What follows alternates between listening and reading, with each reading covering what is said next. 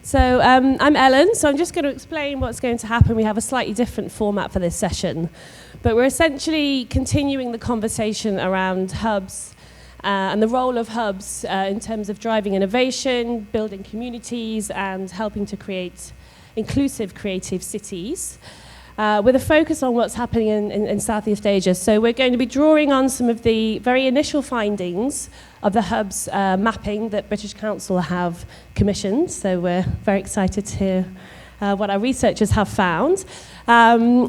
Before we get into that detail, Katelijn is going to give us a bit of an overview of the work that BC do globally and how this fits in with that. Then we'll hear from Boot, who will give a slightly more in-depth overview of the Philippines findings, supported by Marika, who is going to give us a kind of hub manager perspective. So she'll be giving us a kind of case study of 98B, the hub for which she's exec director.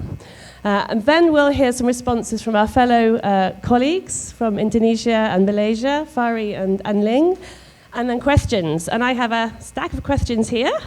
But as this is the last session of the day, this is your opportunity to ask questions to help kind of shape our thinking. So please do engage.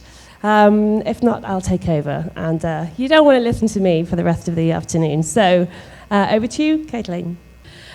So yeah, as Ellen was saying,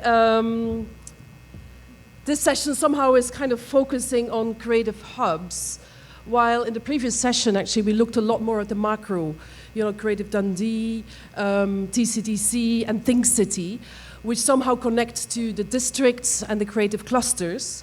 If you look at, creative hubs, they are connected much more at the individual, at the people's level, and at connecting with processes. And somehow that's quite different and quite distinctive of what creative clusters are about. So it's really about the interaction between people. We heard it, it's power of the people.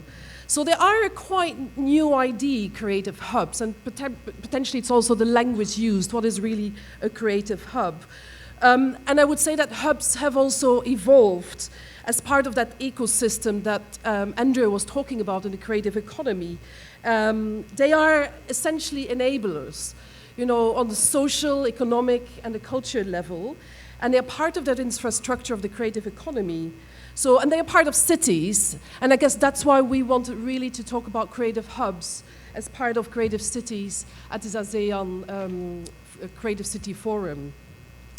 So the creative hub itself, what we've done in the past, I would say 4 years, since 2014, was really connecting with hubs all over the world, in about 300 hubs in 30 countries. And we also created a creative hub toolkit. And that was not made by us, it was made by others, by the hubs themselves. And they developed a certain kind of definition. But we felt I'm not going to show the definition because it actually sometimes limits. And it might be very specific to a particular context, maybe of UK hubs. And what we would be looking forward is looking at what would be a definition of a creative hub in a Southeast Asian context.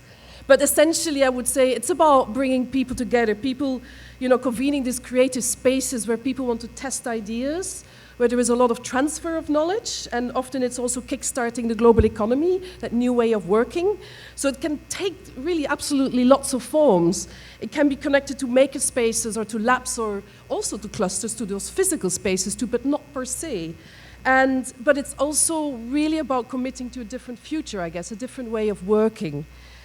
And that's why, we set up those, that cluster toolkit. And it actually looks, if you look at the typology that, we started to develop through that network and through the input of the clusters, is looking at, it could be potentially a studio, or it could be a center, as you can see there, a large-scale building which might have other assets, as cafes or a bar or a cinema or an exhibition space. It could also be just a network, a virtual network or a physical network, a dispersed group of individuals. And if I think about, sorry, Gillian, you talked about that virtual space that you come together. A cluster, an online platform, or something which is focused on experimentation with new communities, sectors and financial models. So it can really, really take different types. And a lot of academics actually started to talk about creative hubs.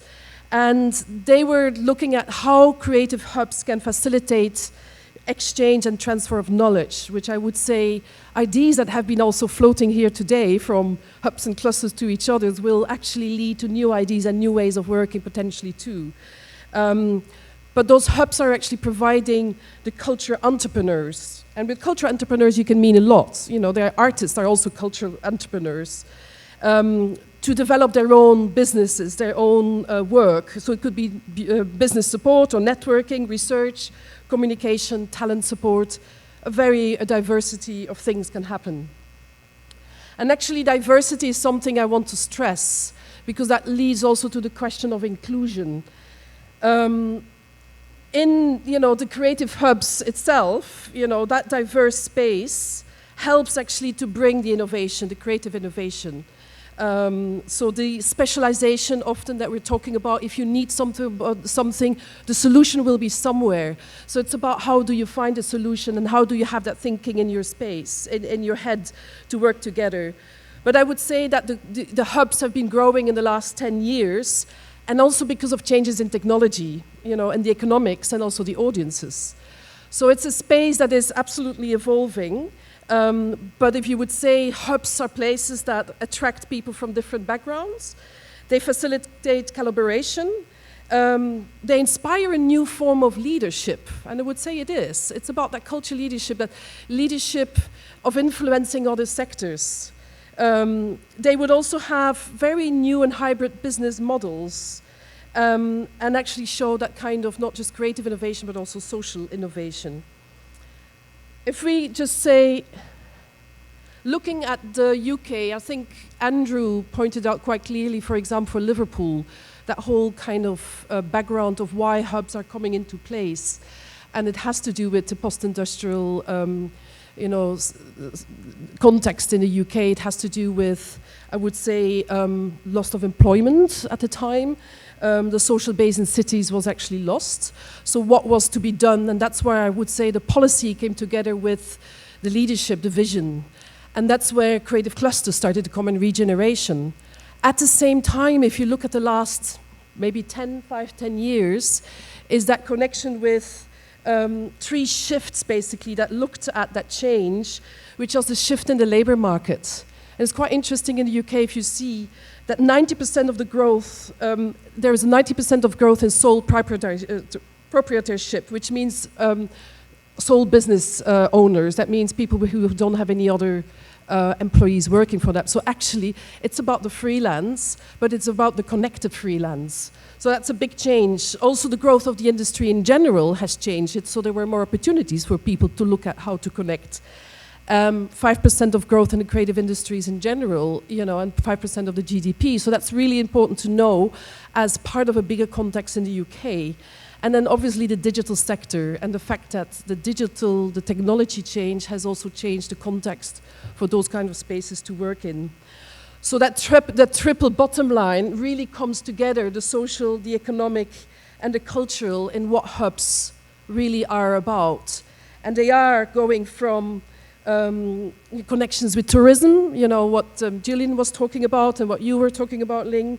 The social, a very, very important part, because if your connection with communities is not great, I think you can't actually be a great hub. And obviously the economic, which is a very important part in terms of the drivers of innovation, of new ideas, the way how new jobs are potentially also created, regeneration of use places. We kind of summed it up before. Now that was also a reason why at the British Council, in the past few years, we have done a lot of work with entrepreneurship development. I think we are framing it now in a different way or in a bigger way in developing the whole, how are we developing this ecology and what actually is happening in different spaces. So understanding the different actors, the enablers in the field is for us really, really important. And that's why we felt that we could contribute to that space by organizing different, programs, which are always led by what the people in the space want. So it's not about what we think is good, but it's driven by, I would say, the users or the context. And that led to a range, as you can see, of initiatives that we've been taken. And I think that goes to, for example, we've set up, a lot of these hubs are also maker spaces. So we set up a maker library network of exchange in South Africa, Nigeria, and Mexico and Turkey. We also set up hub exchanges. It's called the 3x3 hubs between Brazil and the UK. So we've been kind of testing different models, which could be quite interesting to see how that could be inspiring, perhaps, the work in Southeast Asia. We've also looked at what hubs do in terms of innovation, so hackathons, culture shifts, and looking at these toolkits, so the Nesta Enterprise Toolkit, creative, so people can actually use it on their own pace, and that could be a way to engage, a network and a mentoring around that. And again, Gillian, you're part of the European Hubs Network. That's a big 2-year program that was funded by the EU, or that is funded by the EU. And what we've been doing is really bringing, over a period of 2 years, connecting, supporting, and raising the profile of hubs. Because we felt in the part that is about policy influencing or connecting with governments, that this is a really, really important part we can play in bringing those different parts together, because it's the power of the people, but actually understanding what is happening is extremely important. So we feel that's where we can add value, and that's why we are doing this work. Now, what does that mean for our work in East Asia? East Asia for us is Northeast Asia, Southeast Asia, New Zealand, and Australia. So we've been actually doing quite a bit of work around different areas. The part in blue is what we have been doing. So we have been working on a hubs mapping and networking and skills exchange in Vietnam already. So we've kind of tested the idea of working with creative hubs in that space, and that's why we're looking in other countries in Southeast Asia. We've also used ways of engaging artists in the city, through creative hubs, through Playable City. It's a program that was done in Tokyo, but has also been done in Brazil and in other places. And we've also set up in Shenzhen an exchange with the UK on makerspaces residencies. And makerspaces are obviously also creative hubs. So what's exciting here, of course, is to have today some of our researchers for the Creative City, for the Creative Hubs Network in Southeast Asia, because that importance of mapping and understanding the space, I called it sensing the environment, is extremely important. And yesterday we had that workshop where we brought in some of the ideas, and that's what you're going to talk about. But we would be looking, at sharing some of the learnings that we had at the international level, with other hubs in other parts of the world, but how would that resonate in other parts in Asia? We have some, learnings or challenges that we identified, for example, through our work in Vietnam, which was about the regulatory environment, licensing or permissions for events. But there are common challenges, I would say, which, the sustainability capacity, the need to share resources and so on. And I think what's exciting to do this work in Southeast Asia is that every context is so different, and that's what's really made it really interesting, and that there is no real sense of, okay, this is now the perfect hub. The success is not something, the success is relative to the context, and it's about defining your own success. There's a lot to uncover more, and we are very excited, obviously, to do that. And following the research, we would be looking at working with TCDC and having a conference together later in the year, where the research that actually has been done comes together in another space for exchange, a conference. So we hope that some of the ideas of here actually could be further discussed and detailed in that conference. And that will give us an input for future programs. So it's really important to get that feedback. Where we're looking at areas that could be about exchange, capacity building. It really has to be defined by the needs, basically. So it's about, partnering up with a lot of partners to make that happen. Because the reason, ultimately, why we are doing that is really about going back to that, contributing to an open, prosperous, inclusive society. So we made our own, what we would say, a theory of change. I don't know if you've used that, but it's quite useful to kind of look at and say, okay, of what we do, in which way would it change somebody at the individual level, at the institutional level, at the policy level, civil society level, and what outcomes, would that really lead to? So ultimately, it's about really, through engagement with creative hubs, to kind of look at how well-being actually improves, how local economies might be stimulated, how new ideas are, transferring from one place to another, and how ultimately, creativity and resilience, which is extremely important in the current world, can be encouraged through working with creative hubs. So I would say it's an totally exciting area to work in, and I'm really looking forward to work together with the colleagues in Southeast Asia on the creative hubs work. Thank you. Thank you, Katelijn. Okay, so I'm really excited to introduce our first speaker. Many of you will know her already. Boots Herrera, who is Director and Chief Curator at the Ateneo Gallery. And just to give a bit more context about the research, there are kind of three aspects that we're looking at in this preliminary stage. And one is about profiling and trying to understand the shape and size and motivations of the hubs and the managers behind them, so the founders behind them. Looking at the needs of hubs and then trying to start to tell the story about the impact that hubs are having on a cultural, social, and economic basis. So handing over to you, Boots. Thank you. Hi, good afternoon. So thank you to the organizers of this two-day conference, particularly British Council for this content on creative hubs. So the study started off from what the British Council has compiled. The definition that we used, we sort of tweaked it a little. So it's a creative hub. A creative hub is a community or a place, which is either physical or a virtual place, which brings together creative people. It may also be a convener, providing space and support for networking, business, development, community engagement within the creative and cultural and tech sectors. Now, this particular study focused on, which is very preliminary, focused on creative hubs linked to the contemporary art practice, particularly visual arts, theater, film, and media.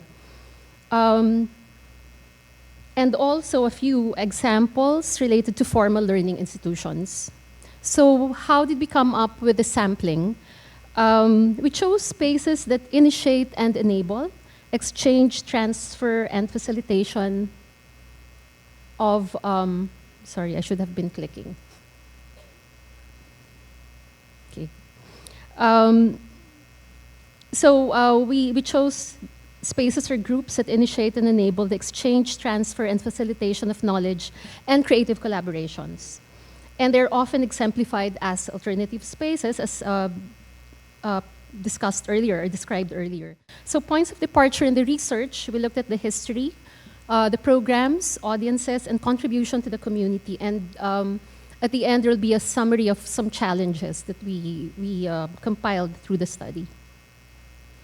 So one of the things that we observed with the selection of hubs that we came up with is that many of them originate from the so-called artist-run spaces or artist initiatives. And they're mostly funded by artists who have a leaning towards conceptual or experimental art that could not be accommodated by the mainstream art scene. And some studies have actually, well, not directly linked it, but I observed that the periods when artist-run spaces developed here, particularly in Metro Manila, was when there was an art boom. And we're experiencing an art boom now. One of the key players in artist-run spaces, Ringo Bunoan, has done some study, and she demonstrated the influence of alternative spaces and the continuous dynamic they generate in the Philippine art scene. Some founders have also undergone studies or residencies overseas during which time they were encouraged to conceive of alternative avenues for collaboration and engagement upon their return to the Philippines. So what were some motivations? Many of them are community-based and would be encouraged by a particular mission or advocacy. Creative hubs are not necessarily defined geographically, but are also created through personal networks and relationships. Spaces also address innovative ideas and practices that have been adopted by mainstream ventures or institutions. And as mentioned, I think in one of the discussions yesterday, with the introduction of K-12, a number of schools have been introducing such initiatives in the formal education system. So these are the profiles I'll be presenting are of 10 examples. Well, I ordered them according to the longest running, and then some of the newest in the field. So the first is Casa San Miguel. Can you raise your hand if you have been to Casa San Miguel? Okay, quite a few.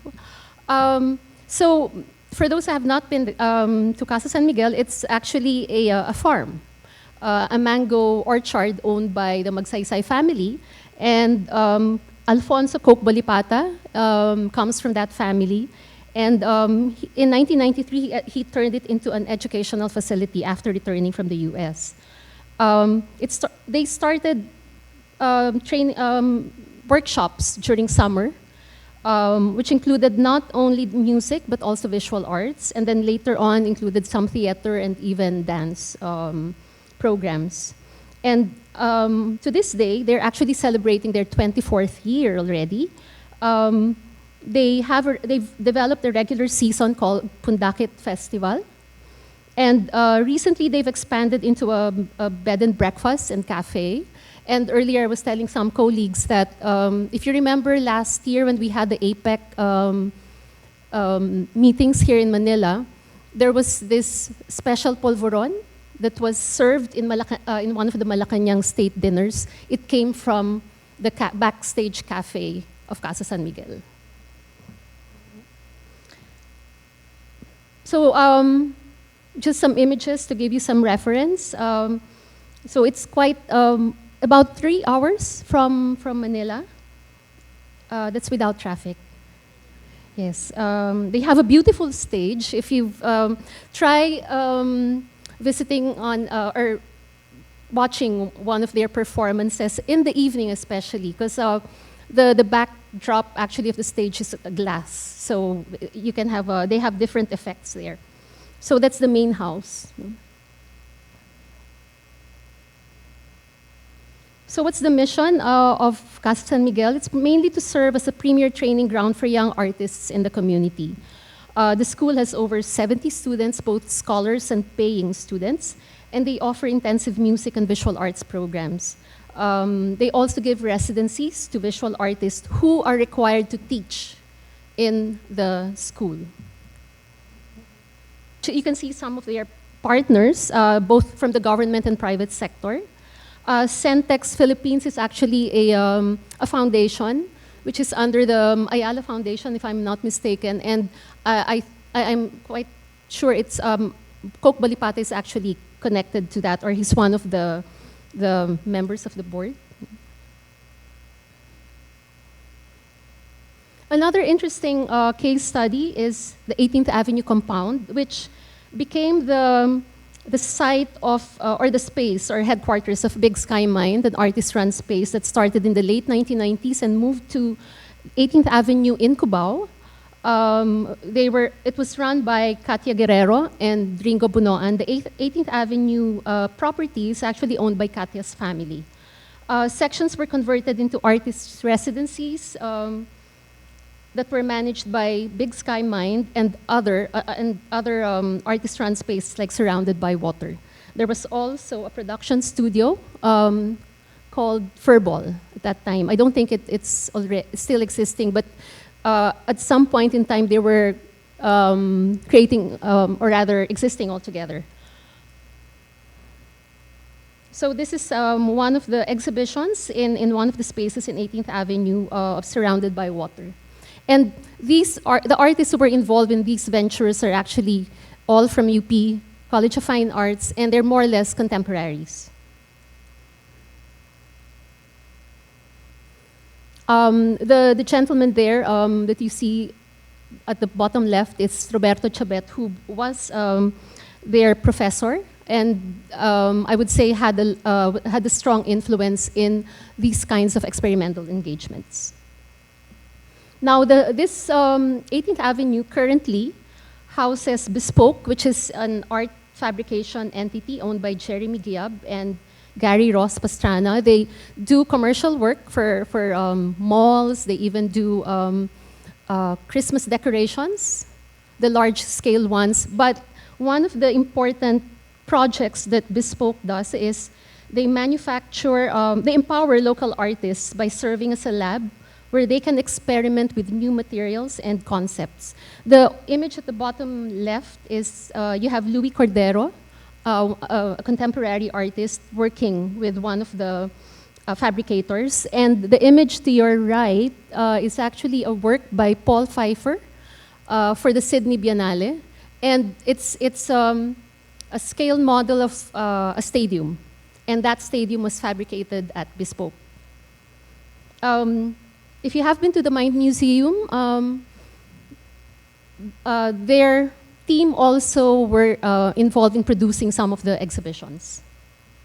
So Green Papaya is another independent art space, which used to be based in an area near the University of the Philippines. Now they've moved to another part of Quezon City. It was founded by Piwi Roldan and Donna Miranda. And their main mission is to cater to experimental mediums and forms.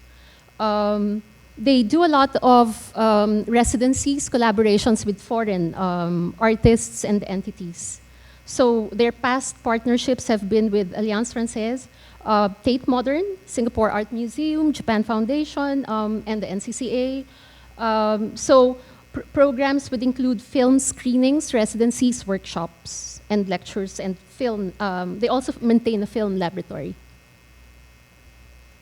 I will not speak too lengthy about 98B because Maui will be speaking on presenting that. Suffice to say that they are also founded by, it was also founded by artists and curators who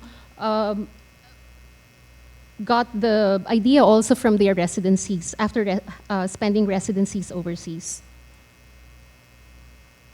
And one of their programs is actually a market, which now is a hub. You can see the image on the top is actually how it looked during the first year. And then the second one is the current setup, which is a bit more developed or permanent. Yeah. Slightly, yes.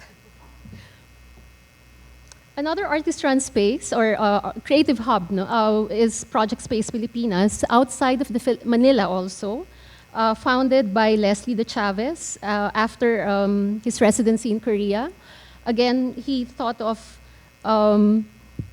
initiating potential collaborations with artists and within his own community, which is in Lucban, Quezon. It's a town outside of, about 3 to 4 hours outside of Manila, from Manila. So what's the mission? To provide a space for discourse and experimentation, which seemed to, it may be too academic, but of course the way they would do it, they make sure that there is community engagement. I'm running out of time, so I'll just go through some of the photographs. Los Otros is founded by filmmakers, so their programs are actually based on experimental film.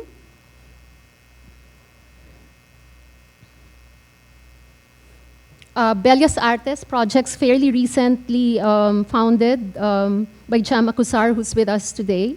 And it's connected with their family business in Bataan, which is sort of like a theme park, a collection of old houses. So what she did was she came up with a contemporary art program to connect that particular space with contemporary artists. And she actually compiled a library, no? Which is open to the public. And there were also some lecture series. Okay. Maybe I'll just end with a sample of this particular group, which is Sipat Laowin. Basically, an artist-initiated contemporary theater ensemble. And their mission is to engage the public and promote social innovation through constant redefinition of traditional notions of theater and performance. So based on the images, you can see how experimental they are. They've collaborated with visual artists, among them Leroy New, whose work you see in this particular slide. So let me just go to the summary. Now, so how do these spaces make things work? The practices of the founders and managers utilize the networks. They facilitate, utilize their networks, their own networks. Funding is a common challenge, but initial resources are mainly generated by the artists or even subsidized through family resources. In terms of sustainability, many use their practice for funding along with the applications for grants and also in terms of programming. One interesting characteristic we observed is that there's no friction between alternative and the mainstream. They may be alternative, but they are able to work with mainstream entities for projects. And most spaces take on a more organic route in that the dynamics are more horizontal. So in terms of organization, it's more organic. We don't have that hierarchy of who is the leader. So I think that makes for a more good relations among the key players. And then challenges, of course, funding and resource generation. We were discussing this yesterday in the workshop. We thought that maybe providing these spaces with basic business acumen would be one way of addressing their concerns. Local grant giving bodies are limited. Corporate sources have yet to realize the CSR and potential of supporting creative hubs. Expansion of networks among other creative hubs is also important, both local and international. And the quality and access to quality and cost-efficient network service. Now, I leave you with this statement from our keynote speaker yesterday. Creativity needs freedom to manage relationships. And I thought this is something very important for creative hubs, like the examples that we presented. So consider, as cultural economist David Throsby describes, as the diffused community benefits that the arts and culture are supposed to yield. These benefits relate to such attributes as the civilizing functions of the arts, the significance of cultural production for national and local identity, and the value placed on cultural diversity. So thank you. This is our future site in Ateneo. Part of it, one of the, well, I'm also saying, sharing with you the rationale why Ateneo Art Gallery was invited to do this study is because eventually we'll be moving to a new facility.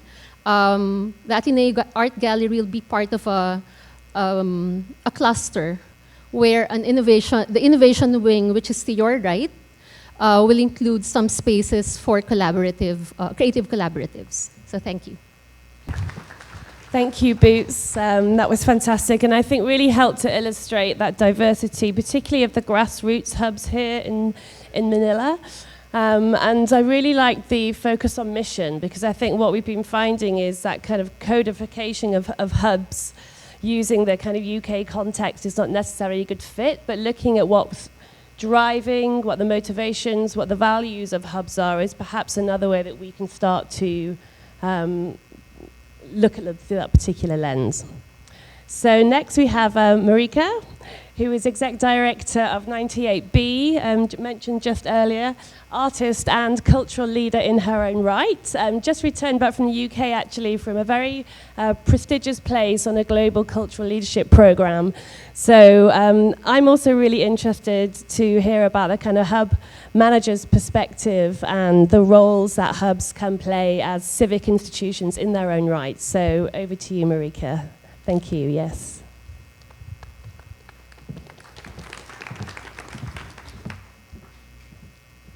Good afternoon, everyone. Maybe just as a start, hub manager is maybe like a very loaded term for us. We would, especially from our experience, maybe we would prefer artist, curator, cultural worker, or maybe even slave.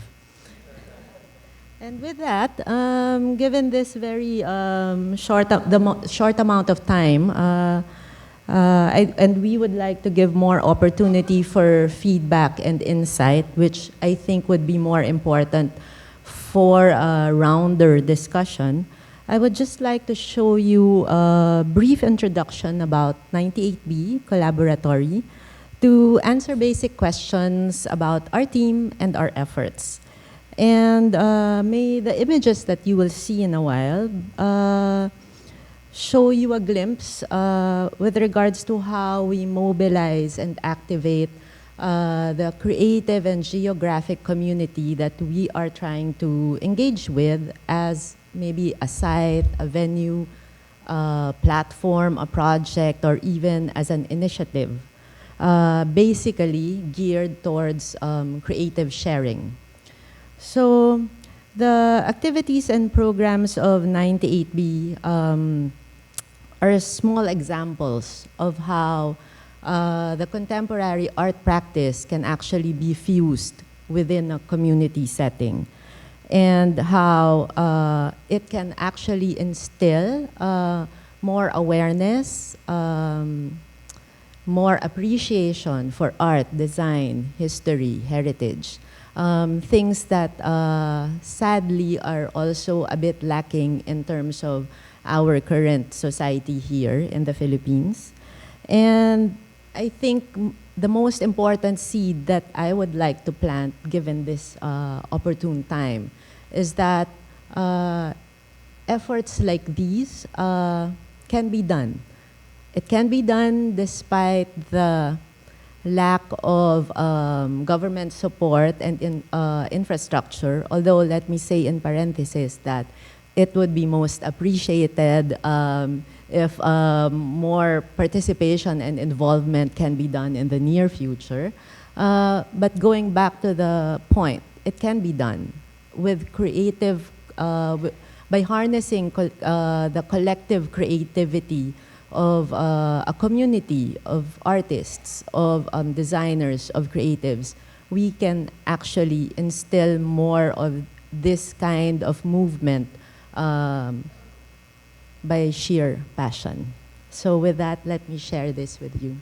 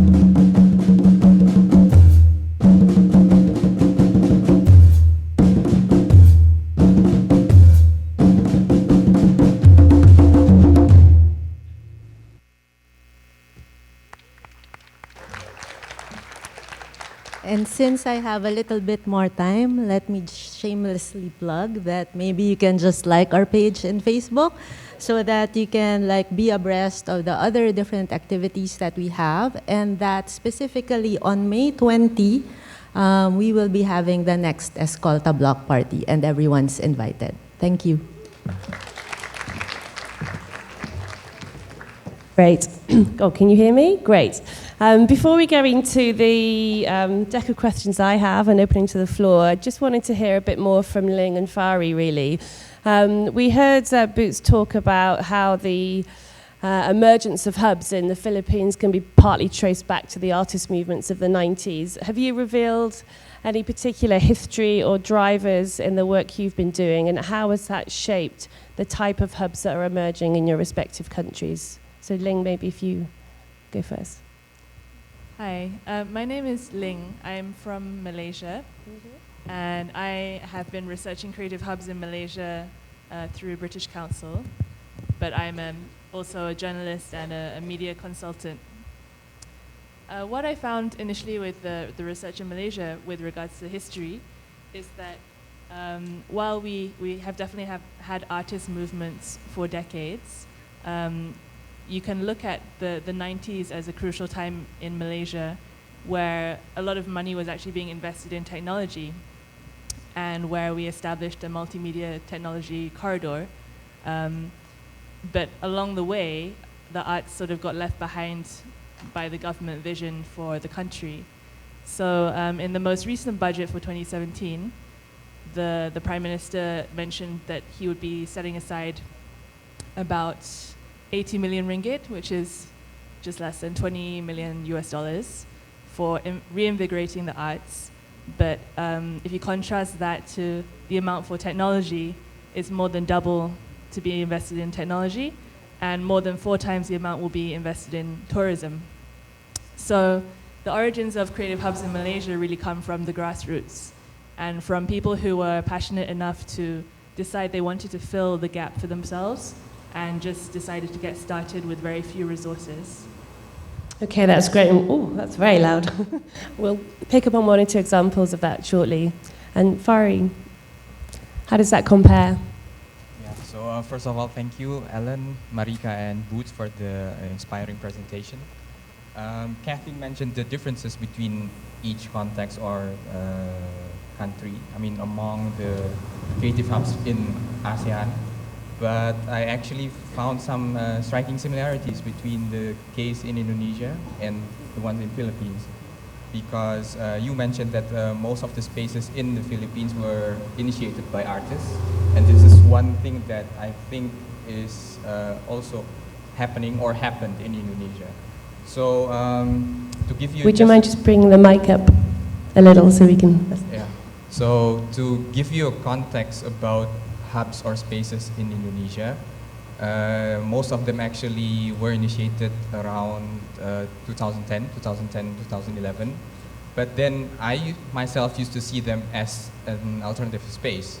So not so much as a creative hub. The very notion of a creative hub is probably still new for most actors in Indonesia. So we used to see them as an alternative space. We saw them as an entity operating outside the mainstream, similar with the ones in the Philippines. And the difficulty now for us as researchers is to try to define them. So we started with the notion of creative hubs and then tried to use 2 working definitions. We researchers love definitions and we love to work around them. So we try to identify the maker spaces and the co-working spaces. So we have 2 baskets. And then this one basket of co-working space is more like a melting pot, because we have studios, galleries, commercial co-working spaces, and we put all of them into this one basket. And by the end of this research, we hope that we can have more specific categories of those existing spaces. Other similarities is probably the challenges that we also discussed briefly during the workshop yesterday. It's still pretty much about having a permanent space or not having a permanent space, and then the question of the funding. the whole business model. I mentioned yesterday about the range of spaces we have in Indonesia, the ones who came up from the grassroots, the ones who had an idea of creating new economic models, but then there are the other ones, the mainstream ones, who operate purely based on commercial interests and are actually part of this changing economy. Okay, that's great. And I think in terms of challenges, let's come back to that because it's a deep question. So I think that's the basic response for now, and we can continue with the Q&A. Sure. The title of this session is looking at how hubs can be contributing to innovation. And we've heard lots of examples of a hub's ability to attract diverse talent and the really critical role that the curators play in terms of curating those connections and enabling that kind of serendipity to happen. Have you seen any particular examples with evidence, really crucially, of hubs facilitating innovation in the broadest sense? Yeah. So I think that innovation is one of these words which sounds really great, and it's a very wide term. There are a lot of ways to think about it, and it doesn't always have to be the type which involves a 3D printer or multimedia collaboration, for example. What I feel is that innovation also takes place in very quiet steps, in small projects as well. I'd like to give one example, which is that we have a one-woman operation in Malaysia called the Malaysia Design Archive. Can you hear? Yeah? Okay. We have a one-woman operation in Malaysia, and she set up the Malaysia Design Archive by herself. And what she does is she archives design history in Malaysia, including old adverts, old posters from the, I think, around the 1930s onwards. And she makes all this publicly available. She does it in her spare time.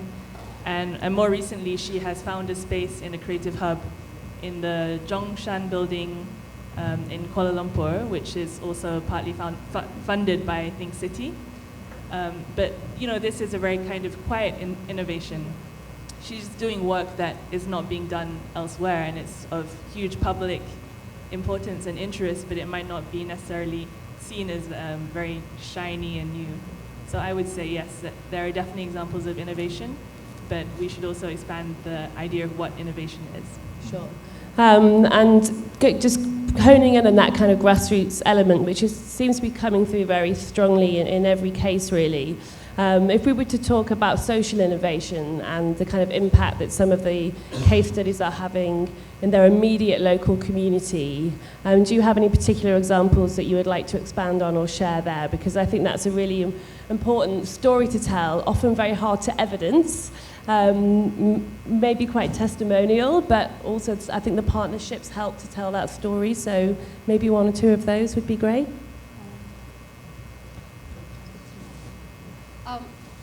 One thing comes to mind is a recent project at Filipinas, Project Space Filipinas. That's Leslie de Chavez's space in Lukban. There was what he does is also offer the space for curatorial projects. And recently, one of the curators that he invited was Father Jason D, who's a Jesuit priest and an artist. So he came up with a show that around the concept of barter, and the exhibit actually engaged the community literally by having them bring objects that they think would be equivalent to the work that he exhibited. So it's really about engaging with concepts of value and for the community to physically and conceptually engage with the exhibition, with the artist, and with the space.